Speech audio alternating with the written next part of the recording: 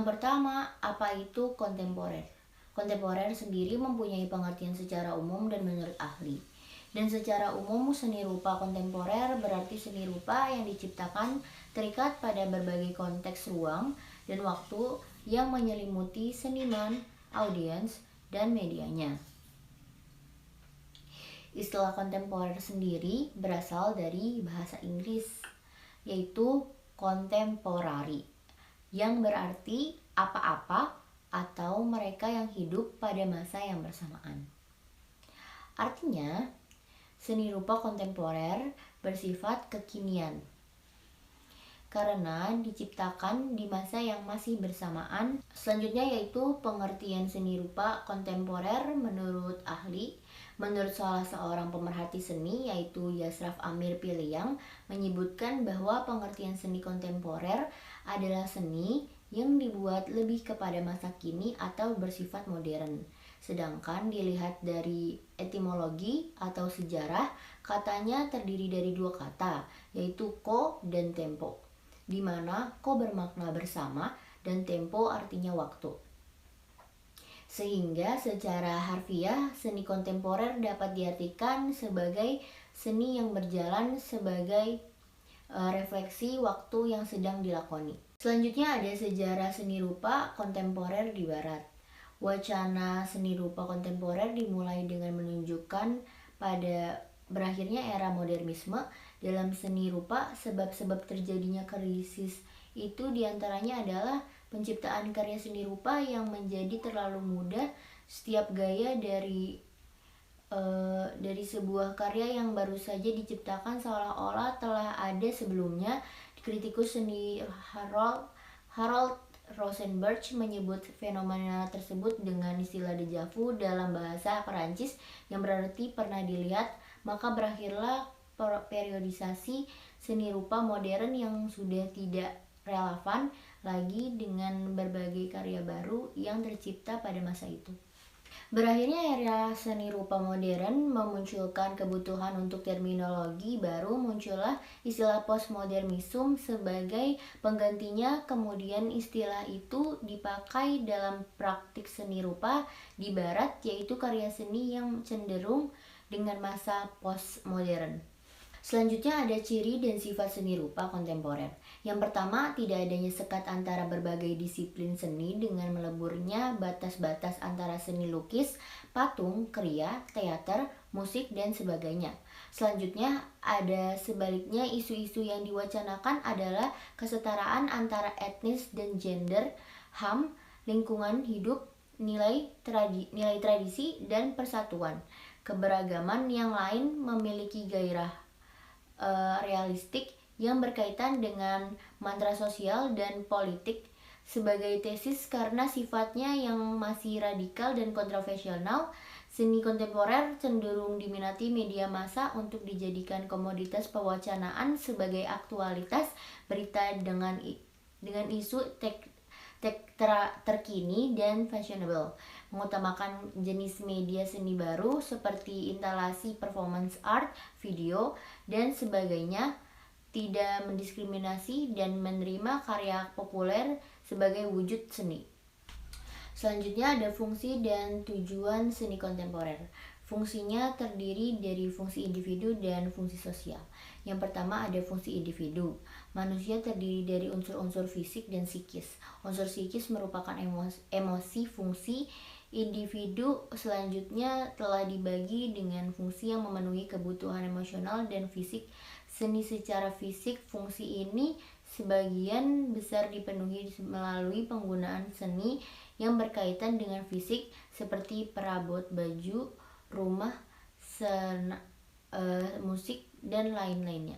Secara emosional, fungsi ini masuk ke dalam seni murni, baik itu dari segi produsen atau mengubah dalam hal konsumen, misalnya novel, lukisan, film, tari, musik, dan lain sebagainya. Selanjutnya ada fungsi sosial. Fungsi sosial berarti dapat dinikmati semua orang dan pada saat yang sama menguntungkan kepentingan banyak orang. Fungsi ini dibagi menjadi beberapa bidang. Yang pertama ada hiburan atau rekreasi.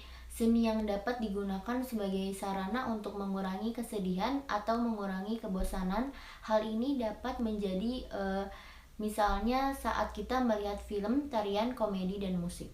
Selanjutnya ada komunikasi seni yang dapat digunakan untuk menyampaikan hal-hal seperti kritik, pesan, ide produk, dan pedoman kepada banyak orang. Contohnya balada lagu, drama, reklame, komedi, dan poster.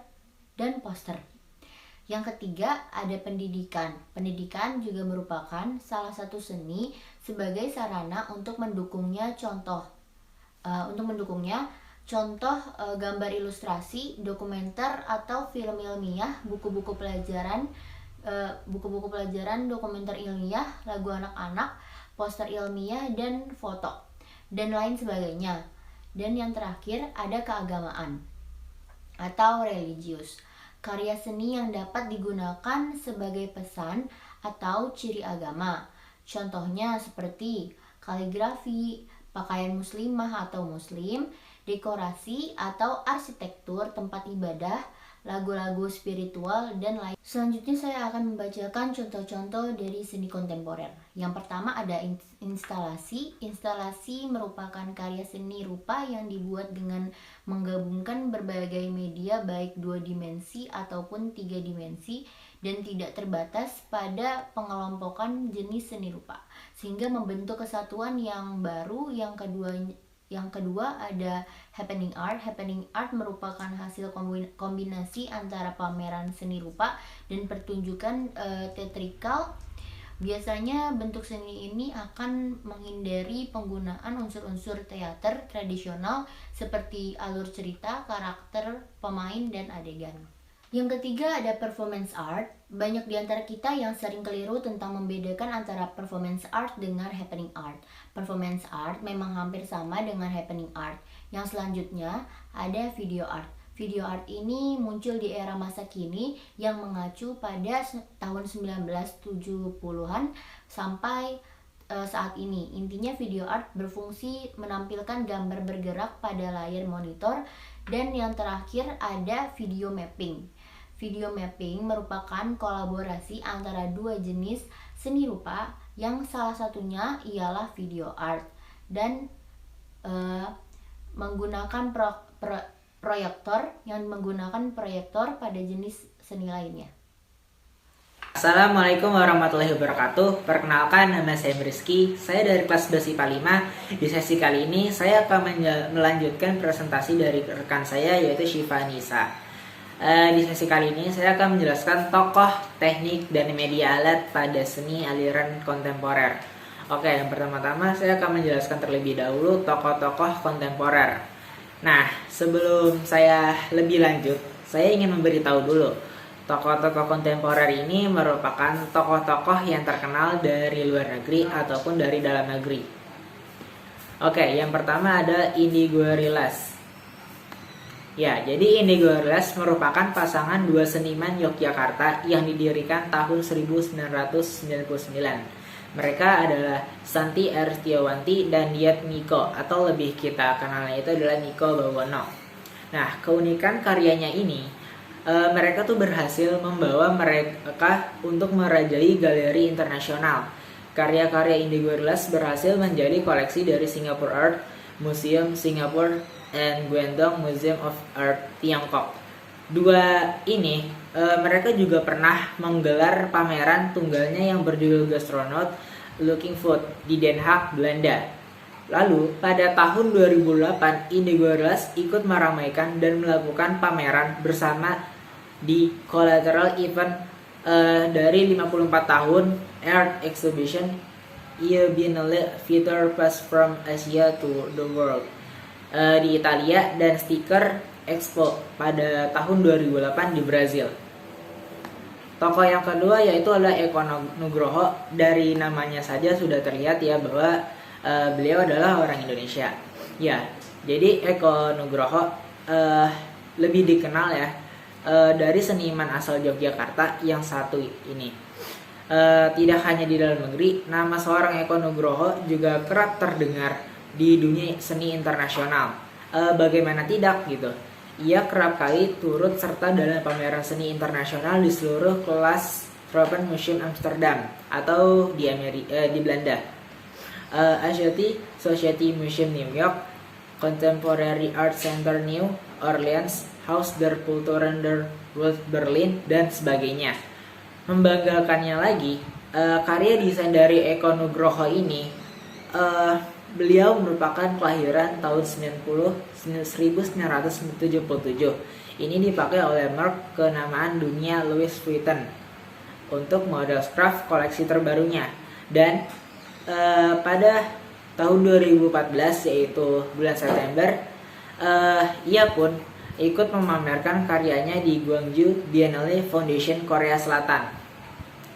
Tokoh selanjutnya yaitu Angki Purbandono.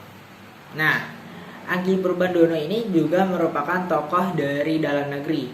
Ya, Angki Purbandono memiliki cara yang lebih unik dalam proses berkarya. Berkaryanya dalam seni aliran kontemporer. Ya, jadi scanner yang lebih dikenal sebagai peralatan kantor berumah. Ya, kantor berubah menjadi medium menciptakan karya seni di tangan Angki. Sudah sejak tahun 2005, ia menggeluti seni yang dinamai skenografi ini.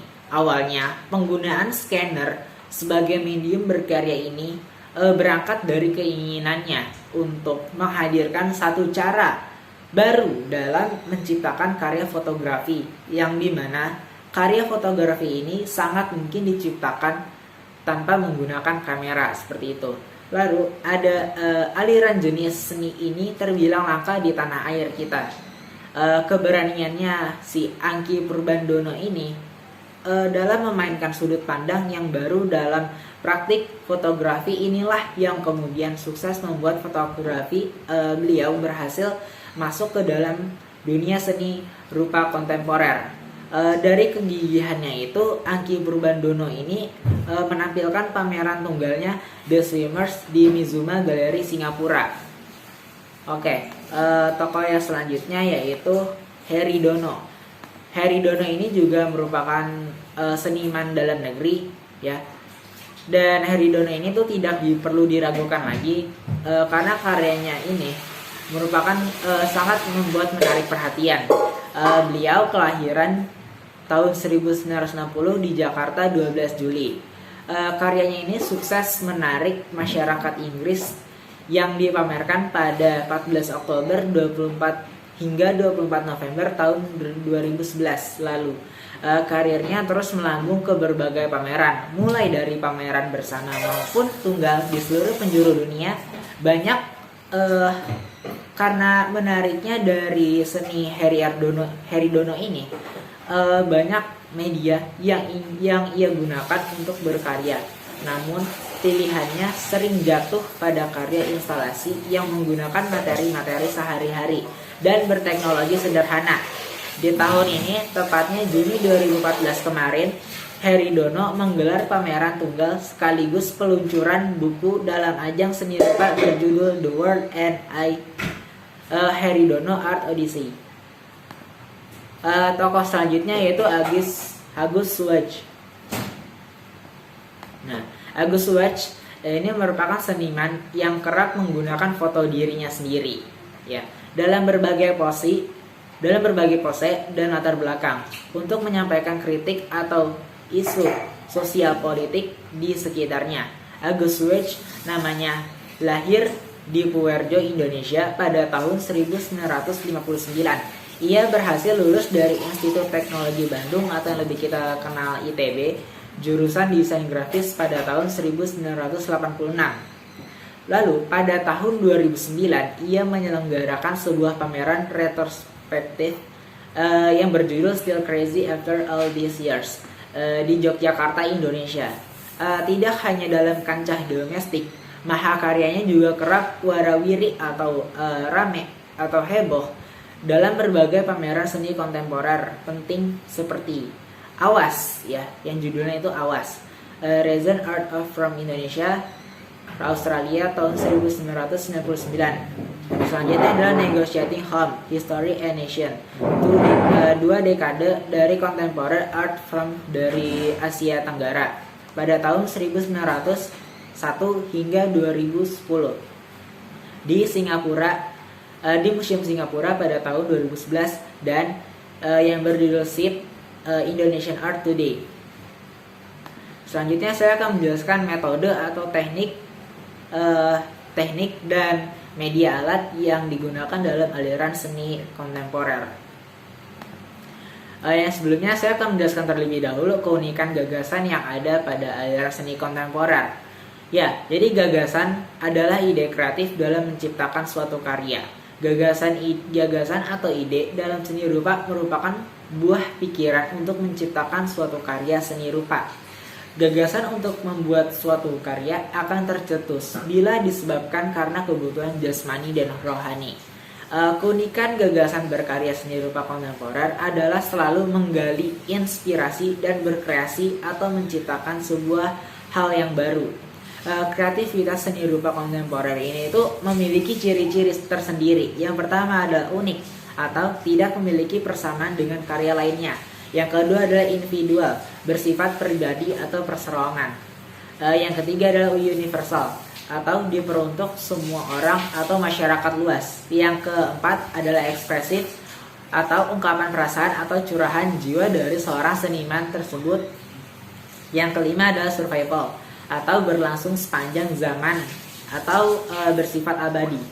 Selanjutnya adalah teknik kontemporer. Ya, sebelumnya saya akan memberitahu dulu pengertian dari teknik. Ya, teknik adalah cara yang digunakan untuk mengelola suatu media dalam penciptaan suatu karya.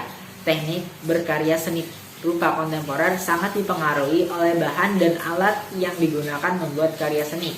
Teknik berkarya seni rupa kontemporer dapat terjadi dari keunikan teknik berkaryanya sendiri.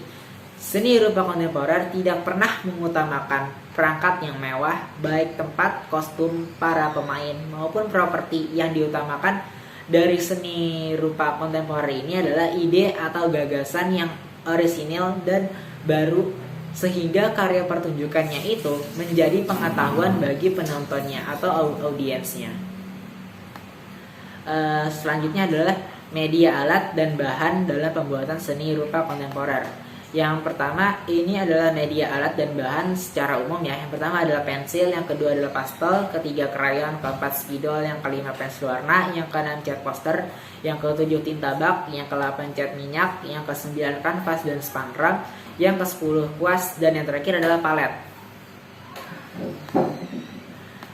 Lalu kalau tadi kita ngebahas media alatnya itu secara umum atau lebih ke zaman sekarang, bila kontemporer ini dibuat menggunakan media alat konvensional, jadi dia itu menggunakan seperti kanvas, cat, dan kayu ya. Serta ada pula karya seni rupa kontemporer yang diciptakan dengan memanfaatkan media yang ada di lingkungan sekitar. Misalnya itu seperti kertas bekas atau limbah kertas ya, jerangi, pohon, persawahan, dan gedung. Terakhir dari saya, untuk menutup presentasi ini, saya akan menyimpulkan dari aliran seni rupa kontemporer ini ya, bahwa seni rupa kontemporer adalah seni yang sedang dalam tahap perkembangan dan bereksplorasi tanpa henti berdasarkan konteks yang sedang terjadi di masa kini, detik ini, ruang temporal ini, beserta berbagai ramalan atau perakiraan masa depan, dan tentunya masih melibatkan pengaruh masa lalu yang bisa jadi diangkat ulang dalam dialektika yang tak pernah usai. Atau dalam kata lain, seni rupa kontemporer merupakan seni yang bersifat kekinian walaupun dari konsepnya itu sudah berada dari zaman dahulu. Seperti itu. Sekian dari kelompok kami. Saya M. Rizky dan rekan saya Syifa Anissa pamit undur diri. Wassalamualaikum warahmatullahi wabarakatuh. Terima kasih.